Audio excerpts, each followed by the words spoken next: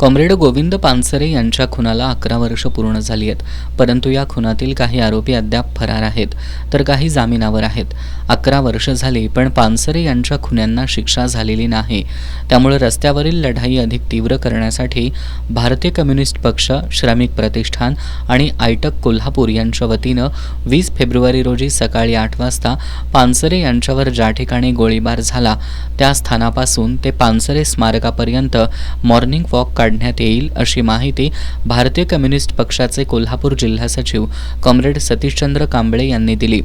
या मॉर्निंग वॉकमध्ये न्यायमूर्ती BG कोळसे पाटील आणि आमदार सतेज पाटील सहभागी होतील.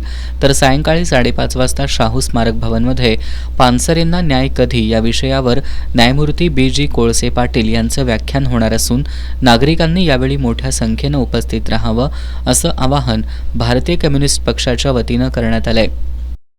मॉर्निंग वॉक असेल, त्यामध्ये त्या निर्भय मॉर्निंग वॉकमध्ये आमदार बंटी पाटील आणि न्यायमूर्ती BG कोळसे पाटील हे असतील.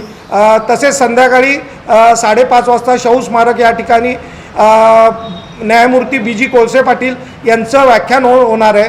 पानसरेंच्या खुनांना न्याय कधी हा याचा व्याख्यानाचा विषय असणार आहे. या कार्यक्रमाचे अध्यक्ष प्राध्यापक डॉक्टर अशोक चौसाळकर हे असणार आहेत.